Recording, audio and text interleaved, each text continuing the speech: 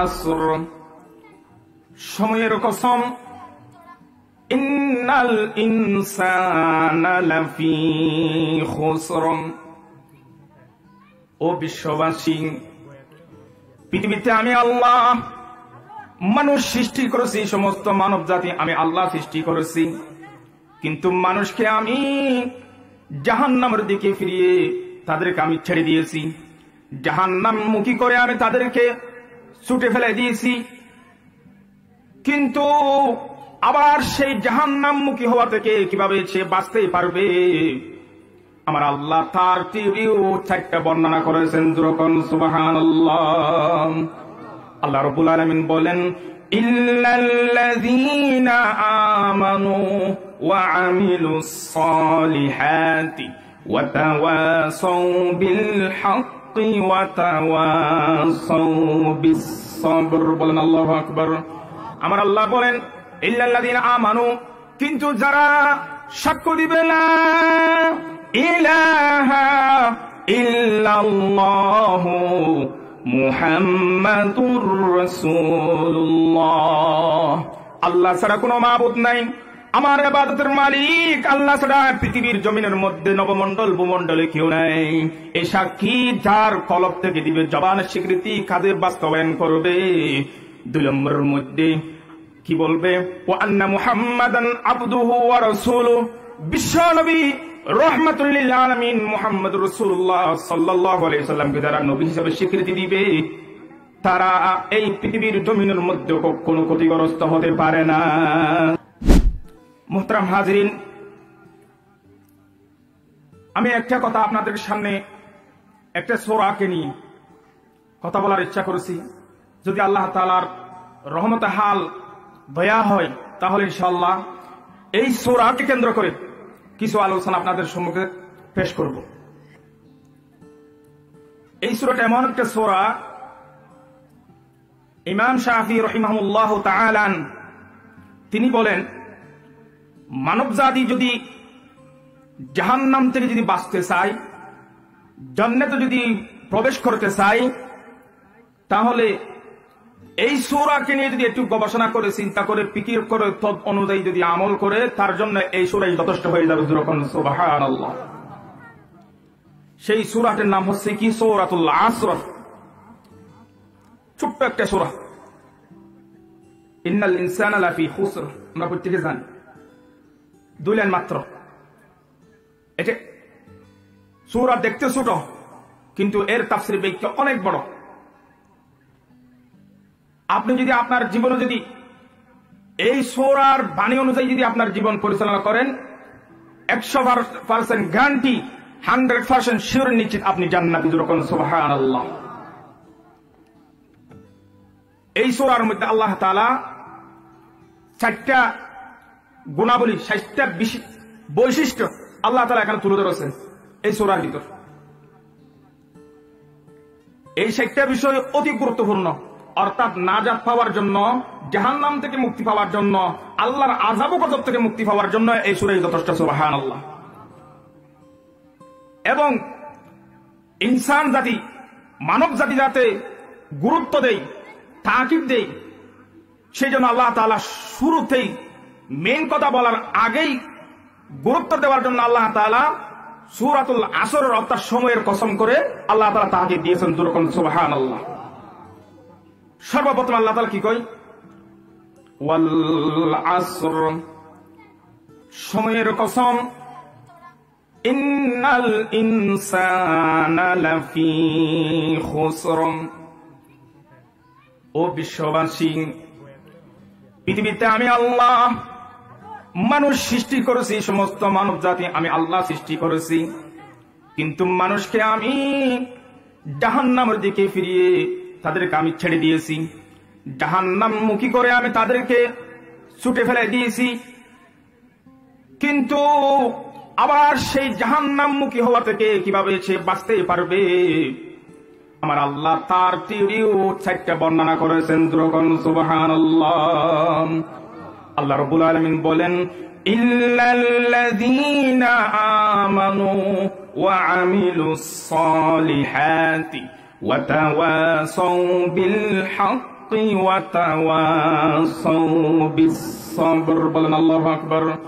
আমার আল্লাহ বলেন ইল্লাল্লাযীনা আমানু, কিন্তু যারা সাক্ষ্য দিবে না ইলাহা ইল্লাল্লাহু মুহাম্মাদুর রাসূলুল্লাহ, আল্লাহ ছাড়া কোনো মাবুদ নাই, আমার ইবাদতের মালিক আল্লাহ ছাড়া পৃথিবীর জমিনের মধ্যে নবমণ্ডল ভূমণ্ডলে কেউ নাই, এই সাক্ষী যার কলব থেকে দিবে জবানের স্বীকৃতি কাজে বাস্তবায়ন করবে।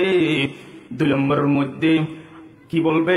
ওয়া আন্না মুহাম্মাদান আবদুহু ওয়া রাসূলুহু, বিশ্বনবী রাহমাতুল লিল আলামিন মুহাম্মদ রাসূলুল্লাহ সাল্লাল্লাহু আলাইহি সাল্লামকে যারা নবী হিসেবে স্বীকৃতি দিবে তারা এই পৃথিবীর জমিনের মধ্যে কোনো ক্ষতিগ্রস্ত হতে পারে না। সুবহানাল্লাহ। তাহলে 1 নম্বরের মধ্যে আমরা কি পাইলাম? ঈমান। আমানু, ঈমান, আপনাকে মুমিন হতে হবে, ঈমান আনতে হবে, আল্লাহর প্রতি বিশ্বাস স্থাপন করতে হবে, আল্লাহর প্রতি আপনার কলবের মধ্যে বিশ্বাস বসাতে হবে। নম্বর 1, প্রথম কাজ এটাই। এই ঈমান যদি ঠিক না থাকে, আপনি একটা অসহায় মানুষকে একটা বাড়ি নির্মাণ করে দিলেন, অসহায় কোনো মেয়েকে বিবাহ দিতে পারছে না, আপনি আপনার টাকা দিয়ে বিবাহ দিচ্ছেন, কিন্তু আপনার ভিতরে ঈমান নেই, তাহলে কি আল্লাহর কাছে কোনো সওয়াব আমরা হাসিল করতে পারবো নাকি? কখনো আমরা পারবো না। এই জন্য আল্লাহর কাছ থেকে যদি বিনিময় নিতে চাই, সওয়াব অর্জন করতে চাই, তাহলে আমাদের সর্বপ্রথম দায়িত্ব আমাদের পালন করতে হবে, আমাদের কলবে বিশ্বাস স্থাপন করতে হবে, বিশ্বাস বসাতে হবে, সেটার নাম হচ্ছে ঈমান। আগে আমার ঈমানকে পরিশুদ্ধ করতে হবে। এখন আমরা অনেক জায়গার মধ্যে দেখতে পাই, যখন নির্বাচনের সময় আসে, নামে মুসলমান, দাবি করে মুসলমান, ইলেকশনের সময় যখন চলে আসে তখন এরা মাথায় টুপি, হাতে তাসবিহ, নামাজও পড়তে যায় মাঝে মধ্যে, কিন্তু যখন ইলেকশন যখন চলে যায়, যখন ভোটে নির্বাচন হয়, নির্বাচিত হওয়ার পরে, বিজয় হওয়ার পরে, তখন তার মাথায় টুপি থাকে না, মসজিদে সে ভ্রমণ করে না, নামাজ পড়তে যায় না, বরং আরো কি করে ইসলাম বিরোধী সে তার মুখ দিয়ে কথা বাহির করে, কুফরি কথা, নাউযুবিল্লাহ, কোন আরো কি করে এ সমস্ত নাফরমান, বরং এরকম কোরআনের তাফসীরের বাগানকে তারা বন্ধ করতে চায় চিরদিনের জন্য। তাফসীরের বাগানকে তারা একেবারে নিস্তব্ধ করে দিতে চাইছিল। এরকম নাফরমানেরা দাবিদার কিন্তু মুসলমান, কামে কিন্তু বড় কথাকার, বড় নাফরমান। এরা ইলেকশন আসলে যে সাধু সাজে, তারা উদ্দেশ্যওয়ালা। এরকম ঈমান দিয়ে আল্লাহর কাছে জান্নাত পাওয়া যাবে না।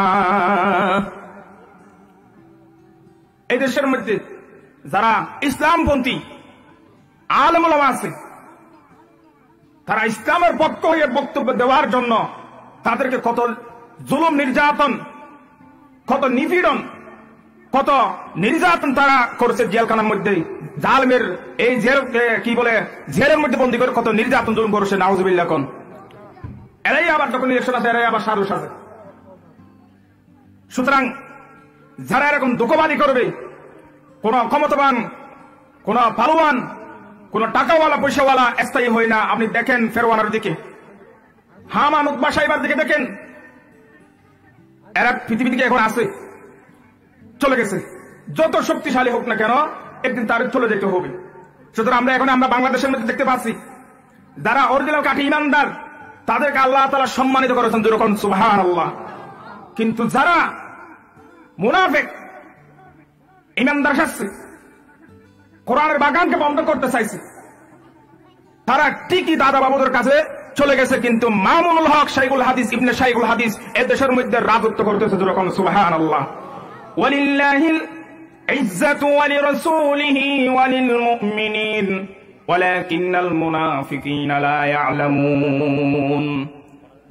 আল্লাহ রাব্বুল আলামিন বলেন, ও পৃথিবীর মানুষ, এই আমার সৃষ্টি করা দুনিয়ার মধ্যে খারা সবচেয়ে সম্মানিত মানুষ, ইজ্জতওয়ালা মানুষ খারা জানো? ইজ্জতের মালিক সর্বপ্রথম এই পৃথিবীর জমিনের মধ্যে কে জানো? ওয়ালিল্লাহিল ইজ্জাতু, সর্বপ্রথম ইজ্জত হচ্ছে আমি আল্লাহর জন্য, সর্বপ্রথম ইজ্জতের মালিক হলাম আমি আল্লাহ। 2 নম্বরের মধ্যে বলেন ওয়ালি রাসূলিহি, 2 নম্বরের মধ্যে পৃথিবীর মধ্যে ইজ্জতের মালিক হলো আমার রাসূল। দুরবন্না সুবহানাল্লাহ।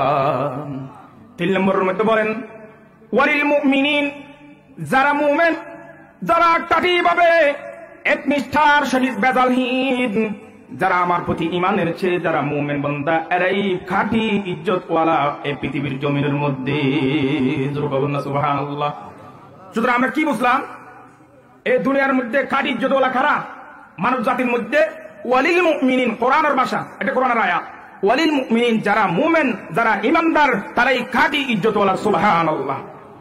তোমার টাকা আছে, তুমি অহংকার করতেছ, খেলা হবে। আল্লাহ কিন্তু খেলাই দিছে তাদেরকে, ঠিক কি না? সুতরাং খাঁটি ইজ্জতওয়ালা এই ইহকালও, দুনিয়াতে সম্মানী, দুনিয়াতেও ইজ্জতি, পরকালও সম্মানী। পরকালে সে নাজ নিয়ামত, আল্লাহ তাআলার যে বুক বিলাস, যে জান্নাতের নাজ নিয়ামতের কথা আছে, এগুলো সে বুক করবে। সুবহানাল্লাহ। কিন্তু যারা বাটপার, তারা এখানে অসম্মানিত হবে, পরকালে তাদের জন্য কিছু থাকবে না। নাউযুবিল্লাহ। কোন ওয়ালাকিন্নাল মুনাফিকিনা লা ইয়ালামুন, আল্লাহ কয় তারা যে মুমিন দাবি করে, ইমানদার দাবি করে, সাধু সাজে, না না, ওয়ালাকিন্নাল মুনাফিকিন, কিন্তু তারা মুনাফিক, প্রকাশ্য মুনাফিক, লা ইয়ালামুন, কিন্তু তারা সেটা জানে না। তারা যে মুনাফিক এটা কিন্তু তারা জানে না। এবার কি আমি কইছি নাকি আল্লাহ কইছে? ওয়ালাকিন্নাল মুনাফিকিন, এখানে হাফস সাবর আছে। ওয়ালাকিন্নাল মুনাফিকিনা, কিন্তু মুনাফিকরা লা ইয়ালামুন, তারা জানে না। লা ইয়ালামুন মানে না জানা, এটা আল্লাহর ভাষা। তা আজকে একটা যদি সবক দিই আপনাদেরকে দিই, এই পৃথিবীর জমিনের মধ্যে, আল্লাহর জমিনের উপর, আসমানের নিচে সবচেয়ে সম্মানের মানুষ কারা? মুমিন বান্দারা। ওয়ালিল্লাহিল ইজ্জাতু, 1 নম্বর সম্মানী হচ্ছে আল্লাহ। ওয়ালি রাসূলিহি, 2 নম্বরে কে? রাসূল। ওয়ালিল মুমিনিন, 3 নম্বরের মধ্যে মুমিন অর্থাৎ ঈমানদার বান্দারাই সম্মানিত। মানে সুবহানাল্লাহ। যারা বাটপা, তারা কিন্তু মুনাফিক। ইন্নাল মুনাফিকিনা ফিদ দারকিল আসফালি মিনান নার, যারা মুনাফিক, যারা ধোঁকাবাজ, যারা বলে একটা করে আরেকটা, তারা কিয়ামতের দিন ভয়াবহ জাহান্নামের একেবারে তলদেশে তাদের স্থান হবে। নাউযুবিল্লাহ। এজন্য আমাদেরকে মুমিন হতে হবে কিনা, একটু জোরে বলেন, মুমিন হতে হবে কিনা? আমাদেরকে ঈমানদার হতে হবে কিনা? যদি আমরা যদি মুমিন হতে না পারি, ঈমানদার যদি হতে না পারি, তাহলে আমাদের জন্য পরকালে বড় ভয়াবহ অবস্থা আমাদের জন্য অপেক্ষা করতেছে। সেই জন্য আমাদেরকে অবশ্যই মুমিন হওয়া লাগবে, অর্থাৎ ঈমানদার হতে হবে। ঈমানদার হলে সব মান আপনার জন্য। আসুন, আল্লাহ তাআলা ওই যে শুরুতে যে শপথ দিয়েছে, এই 4টা গুণ অর্জন করার জন্য আপনার আমার কি লাগবে? সময় লাগবে। কোন একটা কিছু করতে হলে তার কি লাগে? সময় লাগে, হায়াত লাগে। তাকে জীবিত থাকতে হবে। সে যদি মৃত হয়ে যায়, কোনো কিছু করতে পারবে না। সেই জন্য তার হায়াতের নাম হচ্ছে আপনার সময়। সময়টা লাগবে।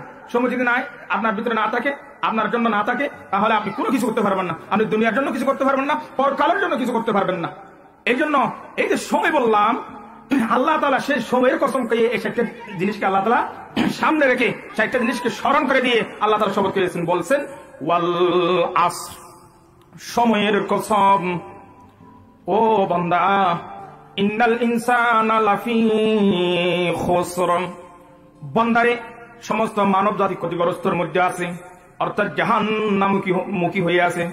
সে জাহান্নাম থেকে কিভাবে ফিরবে, জাহান্নাম থেকে কিভাবে উদ্ধার হবে, এই 4টা গুণ যদি তারা আমল করতে পারে, তাদের জীবদ্দশায় যদি ধারণ করতে পারে, তাহলে আমার সেই সমস্ত মানুষ জাহান্নামমুখী থেকে জান্নাতমুখী হবেন। যখন সুবহানাল্লাহ, একটু জিকির করেন, সুবহানাল্লাহ ওয়ালহামদুলিল্লাহ লা ইলাহা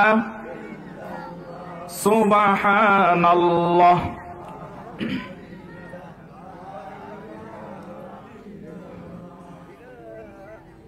লা ইলাহা ইল্লাল্লাহ মুহাম্মাদ সাল্লাল্লাহু আলাইহি ওয়াসাল্লাম। আমার আল্লাহ পাক রব্বুল আলামিন ওই সূরার শুরুতে শপথ খেয়ে বলেন, ও পৃথিবীর মানুষ, সময়কে গুরুত্ব দাও। সময় এমন গুরুত্বপূর্ণ একটা জিনিস, time and tide wait for none, আল ওয়াক্তু ওয়াসাইলানুল বাহরি লা ইয়ান্তাজিরু লিআহাদিন, সময় শুরু করার জন্য অপেক্ষা করে না, সময় তার আপন গতিতে চলতে থাকে। আপনি নেক আমল করেন, আপনি বদ আমল করেন, যেটাই করেন না কেন আপনার থেকে সময় আপনাকে অতিক্রম করে চলে যাবে, ঠিক কিনা?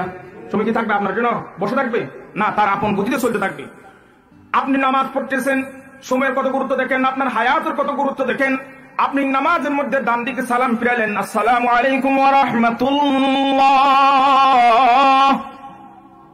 বাম দিকে যে আপনি সালাম ফিরতে পারবেন সেই সুযোগ সেই সময় আপনার আছে, আপনি গ্যারান্টি দিতে পারবেন না? কখনো না, ইম্পসিবল, অসম্ভব। সুতরাং এত গুরুত্বপূর্ণ সময়। এক আল্লাহওয়ালা বুজুর্গ একটা কবরস্থানের ফাঁস দিয়ে যাচ্ছে, হঠাৎ করে খবর থেকে কোরআনের তেলাওয়াত শুনতে পেল। ওই বুজুর্গ লোক, কিরে এখান থেকে কোরআনের যে আওয়াজ শোনা যাচ্ছে, এখানে তো কোনো লোক দেখতে পাচ্ছি না, কি ব্যাপার? কোথা থেকে কোরআন তেলাওয়াতের আওয়াজ আসছে? ঘটনা কি, ব্যাপার কি? ভালোভাবে তাকিয়ে দেখে সেদিক তাকানোর পর সে জানতে পারে খবরস্থান থেকে কোরআনের আওয়াজ বাহির হতেছে। সুবহানাল্লাহ। সে যখন নিশ্চিত ভাবে শিওরলি যখন জানতে পারলো অমুকের কবরস্থান থেকে খবর থেকে কোরআনের আওয়াজ বাহির হচ্ছে, সে আশ্চর্য হয়ে কি বলে উঠলো? হঠাৎ সুবহানাল্লাহ বলে উঠলো। সে কি করলো? সুবহানাল্লাহ বলল। সাথে সাথে কবরস্থান থেকে আওয়াজ আসে, ও আল্লাহর বান্দা, তুমি যে খবরের ভিতর কোরআন তেলাওয়াত শুনে তুমি আশ্চর্য হইয়া সুবহানাল্লাহ বললা, ও বান্দা তুই একটু আমার কথাটা একটু শোন। তুমি যে একবার সুবহানাল্লাহ কইলা, আমি আজকে খবরের ভিতর 400-500 বছর পর্যন্ত আমি কোরআন তেলাওয়াত আছি, জিকির আজকার আছি, নামাজ সালাম পড়তেছি, কিন্তু 400-500 বছর পরে যে সওয়াব পেলাম, তুমি যে একবার দুনিয়ার হায়াতের মধ্যে দুনিয়ার সময়ের মধ্যে একবার সুবহানাল্লাহ কইলা, আজকে 500 বছরের ইবাদত সেই সওয়াব আমার নসিব হলো না। যখন না সুবহানাল্লাহ, আবার বলেন সুবহানাল্লাহ। তাহলে সুবহানাল্লাহর ফজিলত আছে নাকি নাই? 400-500 বছরের চাইতে বেশি আছে নাকি নাই? আপনি সারা কিয়ামত পর্যন্ত যদি খবরের ভিতর যদি কোরআন তেলাওয়াত করেন, যত ইবাদত আছে, আমলে সালেহ আছে, সবকিছু করেন, দুনিয়ার হায়াতের মধ্যে একবার যে সুবহানাল্লাহ কইবেন যে সওয়াব পাবে সেই সওয়াব ওখানে পাওয়া যাবে না। সুবহানাল্লাহ। এইজন্য বান্দারা যাতে, আল্লাহর বান্দারা যাতে সময়ের গুরুত্ব দেই, সময় থাকতে সবকিছু করে নেই, পরকালের জন্য ফসল, আমলের ফসল তৈরি করে নেই, নাজাতের সামান জোগাড় করে নিয়ে আসে, সেই জন্য আল্লাহ তাআলা গুরুত্ব বোঝানোর জন্য সময় নিয়ে কসম খেয়েছেন। যখন সুবহানাল্লাহ। এত জিনিসটা একটা আল্লাহ তাআলা অন্য জিনিসের কসম না খেয়ে, শপথ না খেয়ে সময়ের কসম কেন খাইছেন এখন তো বুঝতে পারছেন। সময় অতি গুরুত্বপূর্ণ একটা বিষয়। সুতরাং সময় থাকতে আমাদের সবকিছু অর্জন করে নিতে হবে পরকালের জন্য। আমরা রাজি আছি তো? কে কিন্তু হাত তুলে আল্লাহকে দেখেন।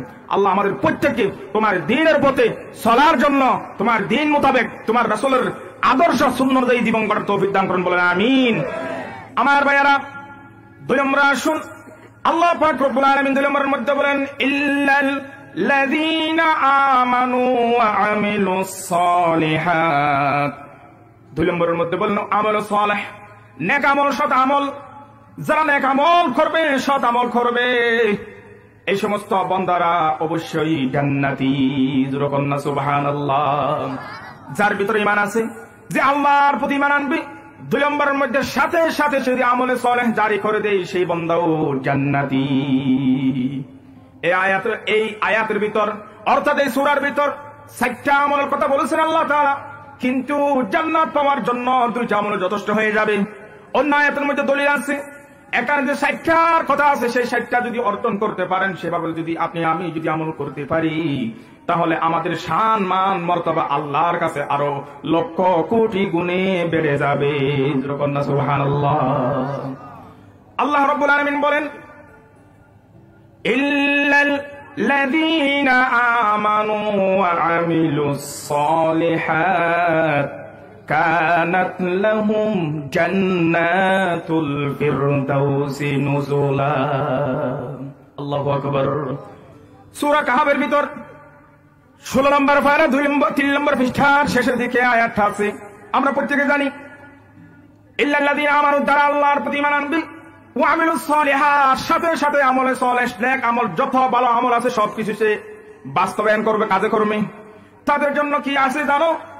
আমি আল্লাহর পক্ষ থেকে তাদের জন্য ঘোষণা হলো কানাত লাহুম জান্নাতুল ফিরদাউসি নুজুলা।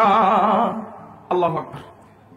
আমরা তো বুঝে ফেলছি, কানাত লাহুম, তাদের জন্য রয়েছে জান্নাতুল ফিরদাউসি নুজুলা, প্রবাহিত, উচ্চ সম্পন্ন, উচ্চ মর্যাদা সম্পন্ন ভিআইপি জান্নাতের নাম কি আপনারা বলেন? জান্নাতুল ফিরদাউস। এই দুটো আমল যদি করতে পারেন আমরা আল্লাহর কাছে কি পাবো? জান্নাতুল ফিরদাউস আমরা অর্জন করতে পারবো, হাসিল করতে পারবো। সুবহানাল্লাহ। সুতরাং জান্নাত পাওয়ার জন্য এই দুটো কাজ করলেই যথেষ্ট হয়ে যাবে। এটা মনে করেন শর্ট আমল। আর লং আমল হচ্ছে, দীর্ঘ লম্বা আমল হচ্ছে সাথে আরো দুইটা যোগ করা। ওয়াতাওয়াসাউ বিল হাক্কি ওয়াতাওয়াসাউ বিস সবর। আল্লাহু আকবার। আল্লাহ পাক রব্বুল আলামিন আমলে সালেহের কথা বলার পরে 3 নম্বরের মধ্যে ওয়াতাওয়াসাউ বিল হক, সত্যের আদেশ দেওয়া, সত্যের নসিহা করা, সৎ কাজের আদেশ দেওয়া, সৎ কাজ থেকে বারণ করা, নিষেধ করা।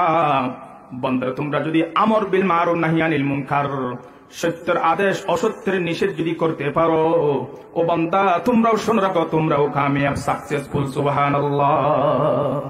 এটা 3 নম্বরের মধ্যে আপনার ফজিলত আরো বেড়ে যাবে এই কাজটা করতে পারলে।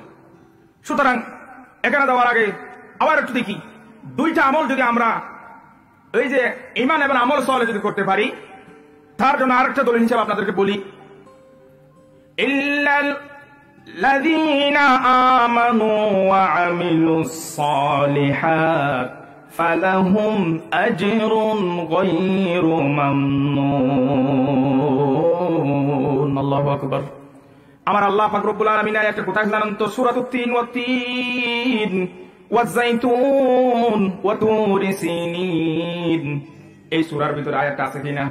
যারা ইল্লাল্লাযীনা আমানু, ঈমান আনার পর, ওয়া আমিলুস সালিহাত, আমল সালেহ করবে, নেক আমল করবে, তাদের জন্য রয়েছে ফালাহুম আজরুন গায়রু মামনুন, এমন উজরত, এমন বিনিময় সওয়াব যার গণনা, যার সংখ্যা কত দিবে আল্লাহ ছাড়া কেউ জানে না। সুবহানাল্লাহ।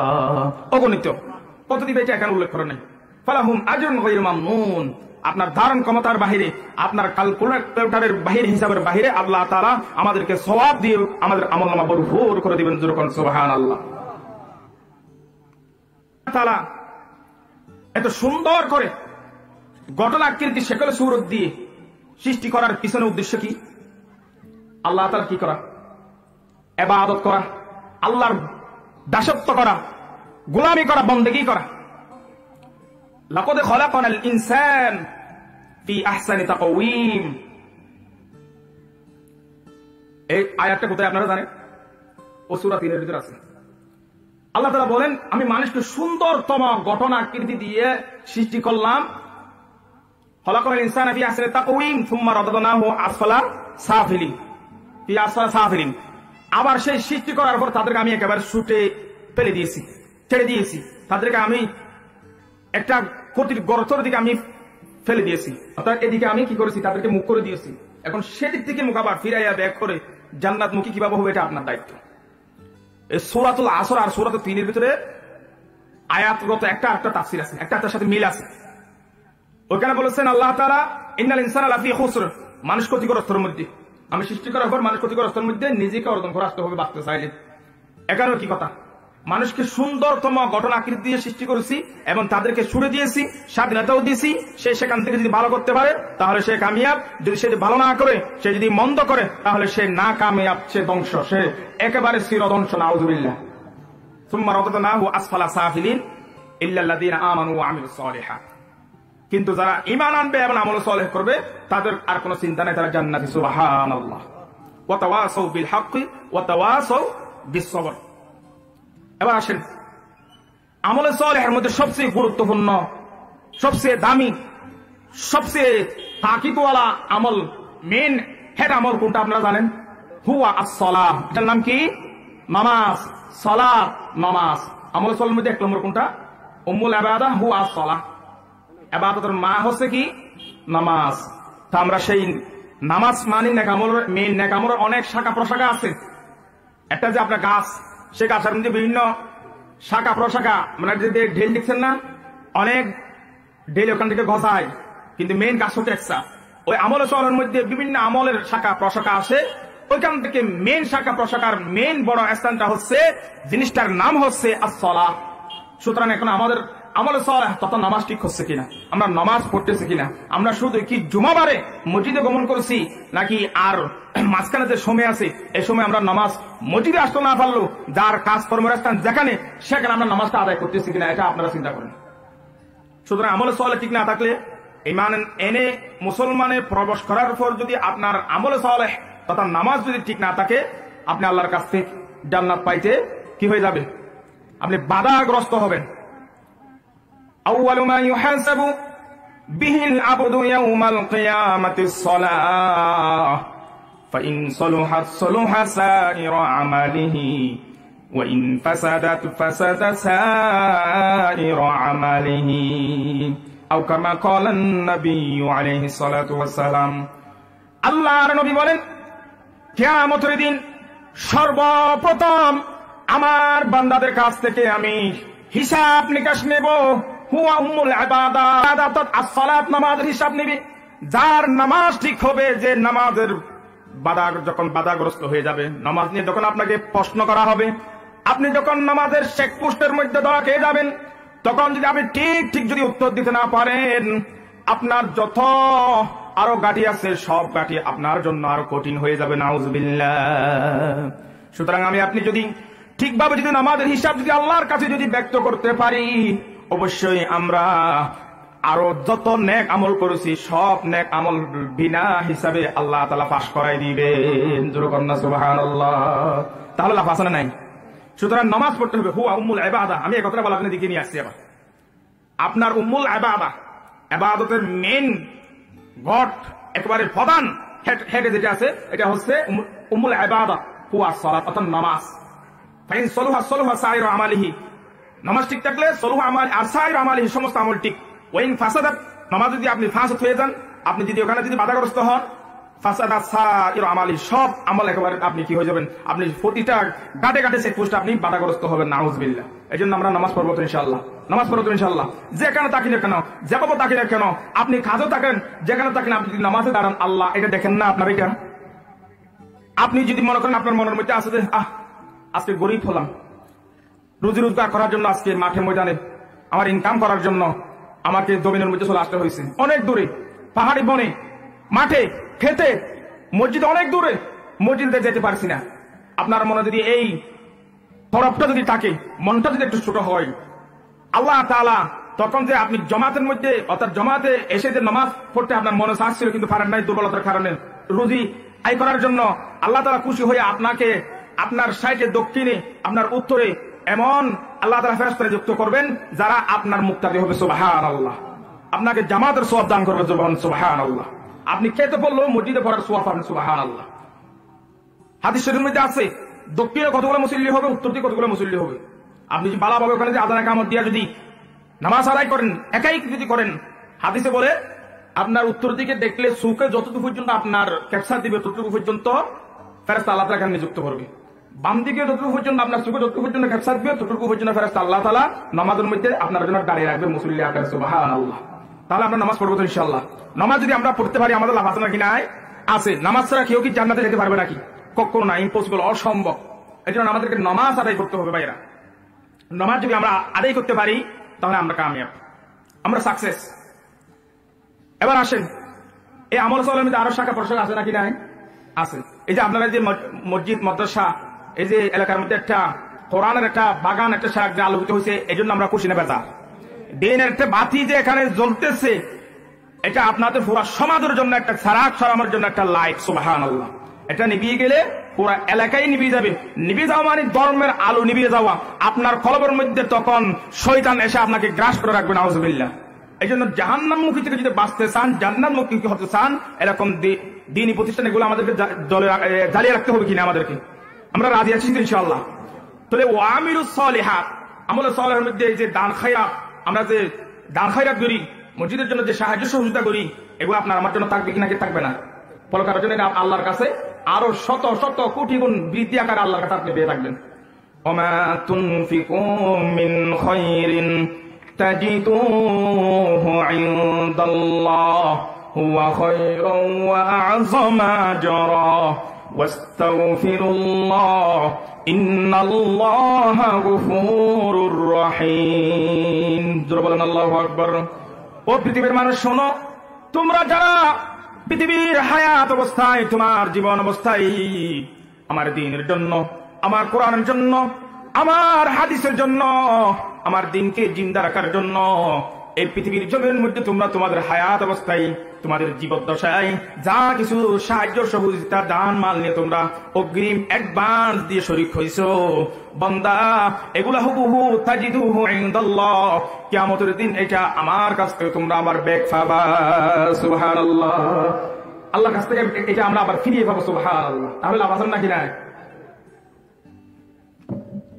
এবার আসেন, যে আপনারা যে 100 টাকা দিচ্ছেন আল্লাহর কাছে, এটা আবার কয়শো টাকার কত হাজার কোটি টাকার যে বৃদ্ধি হবে এটা আল্লাহ জানে।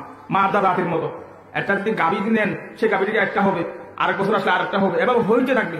আপনি যে 10 টাকা দিচ্ছেন, 10 টাকা থেকে আবার 20 টাকা, 20 টাকা থেকে 30 টাকা, উদাহরণস্বরূপ এভাবে বৃদ্ধি হতে থাকবে, বাড়তেই থাকবে। সুবহানাল্লাহ। তাহলে আমরা এরকম প্রতিষ্ঠান ধরে রাখতে যখন যেরকম প্রয়োজন হয়, যে সহযোগিতা প্রয়োজন হয়, আমরা কত রাজি আছি ইনশাআল্লাহ।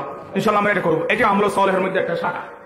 আমল সালেহ সারা জীবন বললে আমল সালেহ শাখা প্রশাখা এগুলো শেষ হবে না, এলে ধরে রাখবেন। এবার আসেন, ওয়াতাওয়াসাউ বিল হক। ও পৃথিবীর মানুষ, তোমরা তোমাদের সমাজের মধ্যে, তোমাদের এলাকার মধ্যে যত নাজায়েজ গর্হিত কাজ আছে, তুমি নেক আমল করতেছ, কিন্তু তোমার পাশে গুনার কাজ, গর্হিত কাজ করতেছো, তুমি দেখতেছো। তোমার শক্তি আছে, বাধা দেওয়ার মতো তোমার হাতে ক্ষমতা আছে। বান্দা তুমি যদি বাধা প্রদান না করো, নিষেধ যদি না করো, বারণ যদি না করো, তাহলে ও বান্দা শুনে রাখ, তুমি ভালো করলো তোমার উপর, তাদের উপর যখন বিপদ আসবে তখন তোমার উপরও আসবে। নাউযুবিল্লাহ। এর জন্য আমাদেরকে আমর বিল মারুফ, সত্যের আদেশ দিতে হবে কিনা। যেমন ধরেন এখানে গান বাজনা, ভাই আপনার অশ্লীল কাজ চলে, আমরা এখানে বাধা প্রদান করবো কিনা। শক্তি চাইলে আপনার শক্তি প্রয়োগ করতে হবে, না পারলে কমে বুঝাইয়া, জবানে বুঝাইয়া তাদেরকে নিষেধ করতে হবে। তাও যদি না পারে আমার অন্তর থেকে তাদেরকে ঘৃণা করতে হবে। আমরা রাজি আছি তো ইনশাআল্লাহ। ওয়াতাওয়াসাউ বিল হক। ও পৃথিবীর মানুষ, তোমরা যদি সত্যের আদেশ যদি না দাও, সত্যের উপদেশ যদি তোমরা না দাও বান্দারে, তাহলে বান্দারে সত্যের আদেশ যদি তুমি না করো, ও বান্দা তোমাদের উপর বনি ইসরাইলের মতো আযাব গজব এসে পৌঁছবে। নাউযুবিল্লাহ। লুইনাল্লাযীনা কাফারু মিন বনি ইসরাঈল আলা লিসানি দাউদ ওয়া ঈসা ইবনে মারইয়াম যালিকা বিমা আসাউ ওয়া কানু ইয়াতাদুন। বলেন আল্লাহু আকবার। বনি ইসরাইলের জন্য মুসা এবং দাউদ ইবনে মারইয়াম, তাদের জন্য বনি ইসরাইলের জন্য আল্লাহর কাছে আযাব করেছে, অভিশাপ করেছে, তাদের উপর অভিশাপ গজব নাযিল হয়েছে। নাউযুবিল্লাহ। তারা কেন আযাব আসে তাদের উপর? বনি ইসরাইলের পুত্রের উপর। তারা আল্লাহর বিধান অমান্য করেছে, তারা গুনাহের কাজ করেছে, তারা সীমা লঙ্ঘন করেছে। যালিকা বিমা আসাউ ওয়া কানু ইয়াতাদুন। তারা কি করেছে? সীমা লঙ্ঘন, অতিক্রম করে ফেলেছে। তারা এত পাপ, এত গুনাহ করেছে, যার কারণে তাদের উপর মুফাসসিরে কেরাম বলেন, তাদের উপরও আসছে, যারা বাধা দেয় না তাদের উপরও আসছে। আরো অনেক ব্যাখ্যা আছে। অনেকে বলতেছে আবার তাদের উপরও আসছে স্বাভাবিক নরমাল আযাব, কিন্তু যারা প্রকৃত কাটি অপরাধী, পাপিষ্ঠ গুনাহগার, সীমা লঙ্ঘনকারী, অন্যায়কারী, তাদের উপর বড় আযাবও আসছে, ছোট আযাব আসছে। যারা খারাপ কাজ করে নাই তাদের উপর ছোট গজবটা আছে। আর বড় গজবটা কি? বড় গজবটা হলো তাদের উপর আল্লাহ তাআলা একেবারে বানর বানায় সৃষ্টি, বানরে পরিণত করেছেন। নাউযুবিল্লাহ। অর্থাৎ বড় গজব মানুষকে কি করে ফেলেছে? আল্লাহ তাআলা বানর বানিয়ে ফেলেছে। নাউযুবিল্লাহ। তো সর্বশেষ সর্বোপরি কথা হলো, এই নেক আমল করার সাথে সাথে যদি আমি আরেকজনকে যদি নেক আমল করার উৎসাহিত না করি, সত্যের উপদেশ নসিহত যদি না করি, অসত্য থেকে গর্হিত গুনাহের কাজকে যদি আমরা বারণ না করি, নিষেধ না করি, তাহলে আমাদের উপরও আযাব গজব আসবে। নাউযুবিল্লাহ। এজন্য আমরা সত্যের আদেশ অর্থাৎ সৎ কাজের আদেশ করতে রাজি আছি ইনশাআল্লাহ। আমরা করবো ইনশাআল্লাহ। আল্লাহকে দেখেন, আমার আল্লাহকে, আল্লাহ প্রত্যেককে সৎ পথে চলে এবং সৎ কাজের আদেশ দেওয়ার তৌফিক দান করুন বলে আমিন। ওয়াতাওয়াসাউ বিল হক ওয়াতাওয়াসাউ বিস সবর। 4 নম্বরের মধ্যে আমার আল্লাহ কয়, মানুষ আমি যে শপথ খাইয়া এই সূরার শুরুতে 4টা কাজ করার জন্য তোমাদেরকে বলছিলাম, বান্দার তার মধ্যে 4 নম্বর চ্যাপ্টারে 4 নম্বর স্থান হচ্ছে সবর। তুমি যদি সবর করতে পারো, তোমার জীবদ্দশায় অনেক মুসিবত, অনেক মাসায়েব, অনেক বিপদ তোমার আবার আসতে পারে। যতদিন তুমি এ হায়াতে জীবনে বেঁচে থাকবা বান্দারে, ততদিন পর্যন্ত তোমার জীবনে বিপদ আসতে পারে কি পারে না? বিপদ আসে না? ছোট হোক বা বড় হোক বিপদ আসতে থাকে। আমাদেরকে একান থেকে কি করা লাগবে? ধৈর্য ধারণ করতে হবে, সবর করতে হবে। সবরের ফল মিষ্ট, সবরের বিনিময় হচ্ছে আল্লাহ তাআলা তাদের জন্য রেখেছেন জান্নাত। সুবহানাল্লাহ। যে সবর করতে পারবে আল্লাহ তাআলা জান্নাত দিবে। সুবহানাল্লাহ। ধৈর্য ধারণ করতে হবে। মুফাসসিরিনে কেরাম এই সবরকে কয়েক ভাগে ভাগ করেছে। মুফাসসিরিনে কেরাম বলেন, আস-সবরু আলা তাআ, আস-সবরু আলাল মাআসি, আস-সবরু আলাল মাসায়েব। 1 নম্বর সবর হচ্ছে আস-সবরু আলাল মাসায়েব। এই ভূখণ্ডে, এই নবমণ্ডল ভূমণ্ডলে তুমি যদি চলতে চাও, তোমার হায়াত অবস্থায় তোমার উপর অনেক আযাব গজব আসবে, ছোট বা বড়, আপনার আমার উপর বিপদ আপদ আসবে। আমরা ওইখান থেকে আমাদের ধৈর্য ধারণ করতে হবে। আস-সবরু আলাল মুসিবা, অর্থাৎ মুসিবত যদি আসে আমাদের ধৈর্য ধারণ করতে হবে। 2 নম্বরের মধ্যে আস-সবরু আলাল মাআসি, সবরকে ভাগ করে 2 নম্বর হচ্ছে গুনাহের কাছ থেকে সবর করা। আপনার পাশে গান বাজনা, বেহায়াপনা, অশ্লীল কাজের ব্যবস্থাপনা চলতেছে, আপনার মন চাইতেছে সেই গানের মধ্যে, সেই গর্হিত কাজের মধ্যে, না জায়েজ অবৈধ কাজে আপনাকে অংশগ্রহণ করার জন্য আপনার কলবের মধ্যে, আপনার অন্তরে বারবার শয়তান ওয়াসওয়াসা ঢেলে দিচ্ছে। বারবার মন চাই, বারবার আপনাকে কলবের সাথে যুদ্ধ করে ধৈর্য ধারণ করে গুনাহের কাছ থেকে আপনাকে সবর, ধৈর্য ধারণ করতে হবে। এটার নাম হচ্ছে আস-সবরু আলাল মাআসি। এটা একটা কষ্ট না? আপনার সাইডে দেওয়ার জন্য না গিয়ে চলা, আপনি বিরত থাকা মানে তো সবর, তাই না? আপনার পার্শ্ববর্তী বাড়ির মধ্যে ছেলের জন্য যৌতুক নিয়ে, যত বাইক থেকে নিয়ে সবকিছু, ফ্রিজ আরো যা কিছু আছে, ফার্নিচার, সবকিছু নিচ্ছে যৌতুক। টাকাও 4-5 লাখ টাকা নিচ্ছে যৌতুক। এরকম আছে নাকি তাই সমাজের মধ্যে? মনে হয় আপনাদের এলাকায় নাই, সব জায়গায় আছে। মনে হয় বাংলাদেশে কোন সমাজ, কোন গ্রাম মহল্লা বাকি নাই এই কাজ মধ্যে, মানে এই কাজ থেকে মুক্ত কোন সমাজে বাকি নাই। এখন এত ব্যাপক ভাবে ছড়াই গেছে এখন এই কাজটা। আমার ভাইয়েরা, এরকম যদি আপনার মন চাই, তখন আপনাকে আল্লাহর কথা স্মরণ করে সবর করতে হবে, ধৈর্য ধারণ করতে হবে। না আমি নেব না, আমি তো স্থায়ী জন্য, আমি তো স্থায়ী ভাবে পৃথিবীর জমিনের মধ্যে আসি নাই। আমি বড় লোক হই বা ছোট লোক হই, পাই বা না পাই, কম বা বেশি পাই, কিন্তু যেভাবে হোক না কেন পৃথিবীতে ছেড়ে চলে যাইতে হবে। একথা যদি বারবার মনের মধ্যে যদি নিয়ে এসে যদি আপনি ধৈর্য ধারণ করতে পারেন, সবর করতে পারেন, যৌতুক থেকে যদি বিরত থাকতে পারেন, আল্লাহ পাক আপনাকে জান্নাতুল ফিরদাউস দান করবেন। সুবহানাল্লাহ। এটা জিকির করেন, সুবহানাল্লাহ ওয়ালহামদুলিল্লাহ লা ইলাহা ইল্লাল্লাহ। জোরে জোরে সুবহানাল্লাহ ওয়ালহামদুলিল্লাহ